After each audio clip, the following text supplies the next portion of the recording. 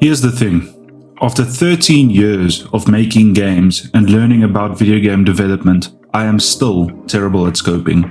Now, scoping might be your number one thing to get right in any game jam. So here is what not to do in a game jam. I try to make a dice-based RPG-light party game that is meant to replicate a board game with survival elements in 1 week. What the hell was I thinking? That's super silly to try and do in a week, and yet I did it. And this isn't even the first time. Now, this isn't a lesson in scope creep, but rather a look at the game jam that I did. What did I do right and what did I do wrong? Let's get into it. So, as you will probably know, a game jam is a challenge to make a game within a certain time frame for a certain theme or style. Usually, you are free to choose your genre and the art style, but that depends on the jam itself. For this one, the time frame was 1 week and the theme tightly knit. There was strong suggestion to make a narrative style game, but the thing is, I never have before. It just isn't what I do. Heck, normally I make FPS boomer shooters, so this was definitely a challenge, something different. The theme itself was a challenge because it could be taken to mean a few different things. For example, tightly knit to me means community, a sense of group and togetherness.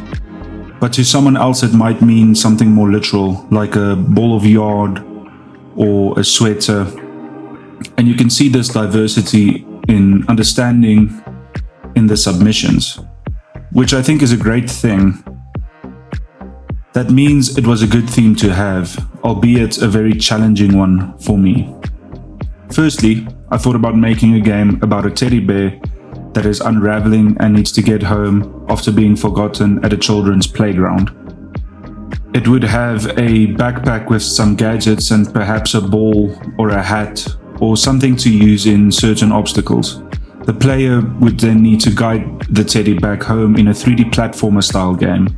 But the more I thought about it, the more I realized I didn't want to make that game. It just isn't something that I would make or play. So I thought of something else. A game where you play as two knights that fight back to back in a top-down style. You would control them with the keyboard and then have a left click for the knight on the left with the left mouse button and vice versa for the right side. You would need to guide them out of a graveyard while destroying hordes of skeletons. Easy enough. In my head this sounded really fun, but after making the prototype it turned out to be a major dud and not fun at all. The best part of this idea was the name, Tight Knights. Oh yeah. So after 2 failed ideas and a whole weekend gone, my development time was down to more or less 5 days and I needed to settle on something. And oh boy did I settle on the wrong thing. This is what I came up with. This was the idea. A survival RPG, dice-based game where you control a group of survivors in a snowy hellscape after their plane had crash landed. You'd play as a figurine on a board full of randomly generated figurines in different locations, so that each playthrough would be relatively unique. There would be a small-scale inventory system with looting and scavenging to get items, statistical systems for both group stats and vitals. Each person added to the group would bring a different element to the group, a functional game loop with dice and random generation, enemies that are both wild enemies like animals or, stuff like bears and deers and wolves, and zombies, a combat board separate from the main board with its own rules, and a camping system where you would sleep, cook, and eat. Along with this, my narrative angle would be how people in the world interact with each other. If you landed on a certain person, then a unique dialogue would appear detailing the story of that person and how they got there. The idea was that you would start in the crash scene and then be able to pick your starting character. But I never got that far. I made the scene, but it didn't make any functionality for it. I had made a teacher, a hunter, a forester, a policeman, a journalist, and a doctor. This cast of characters would provide enough diversity to make the statistical system interesting. The group would then have base stats like the attack and defense stats, healing, cooking, camping, charisma and looting, among others. And then you would have the group vitals, which is health, thirst, hunger, and also energy, which is the most used one. You'll see the bar for the energy at the top of the screen. In the finished build, it's the only used one, the build that I got done in the end. Any action that you do takes energy, and when your energy reaches below 30%, you have to set up camp through a prompt that comes up. The idea is that you can then also cook the raw meat that you have collected from fighting animals and looting, and you could also eat. I didn't get past making the camp setup work, so no eating or cooking was done yet. Also, I didn't get to combat anyway, so you would have no way of collecting meat anyway. So that leads me to combat. The idea was that you would collide with an enemy, after rolling a dice, and then a combat board would be loaded with you and the enemy, one on each side. The enemy could just be a bear or a pack of wolves or a group of zombies or whatever. They would then come up against your group on the other side of the board. You would then, in this scene, roll the dice. If it lands on even, you get a hit. If it lands on odd, they get a hit.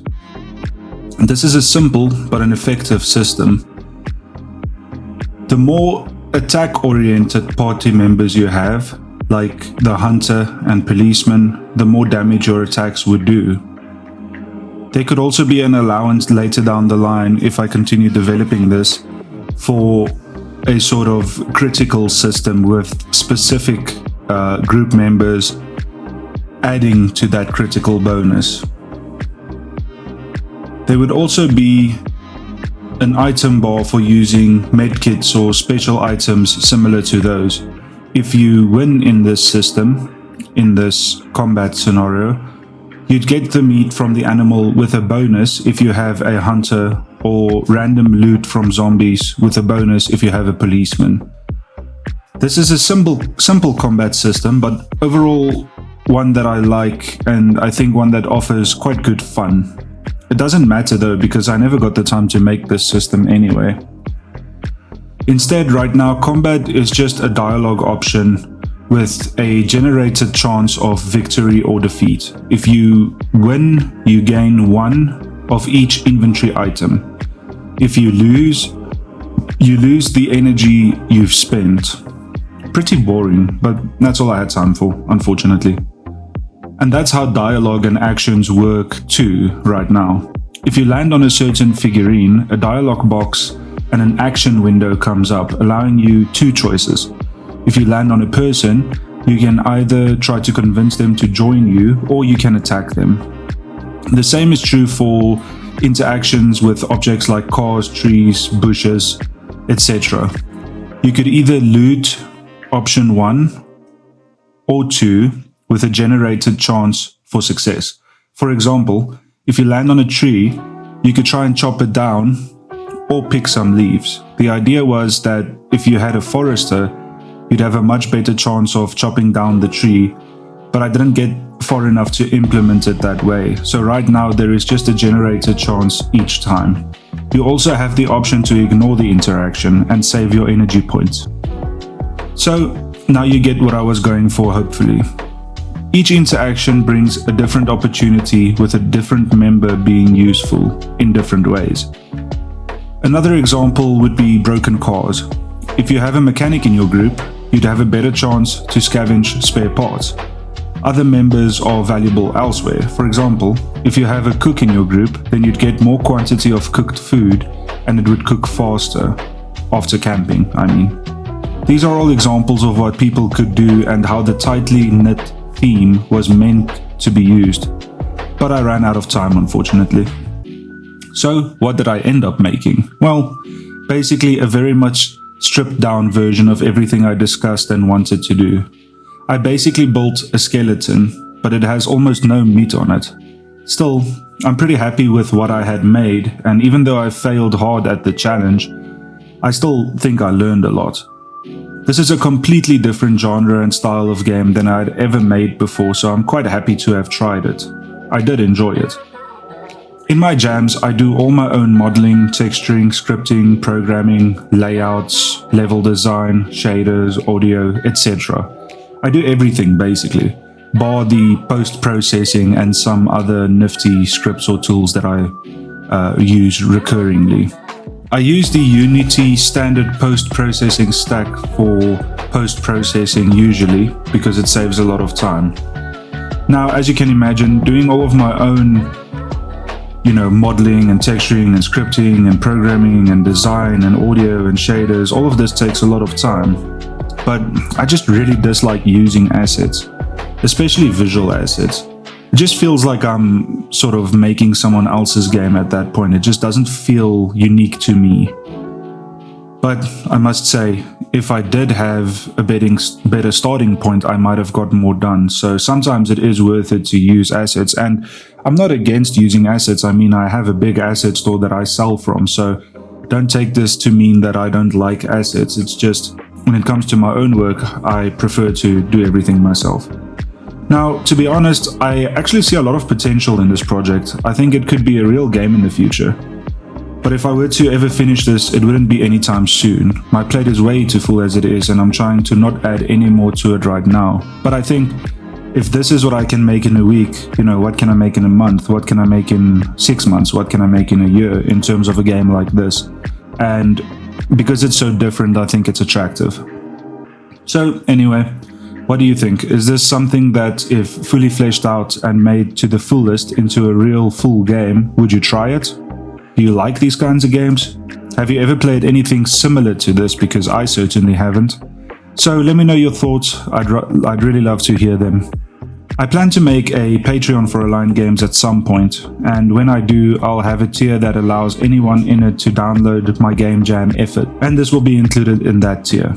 This is nothing revolutionary, of course, I'm just letting you know. If you might be interested in learning from my misery. Anyway, as I said, let me know what you think in the comments. Hopefully you enjoyed the video, and if you ever find yourself joining a jam, take this advice. Less is more. Subscribe to the channel if you haven't already. I hope to see you in the next one. Until then, keep jamming.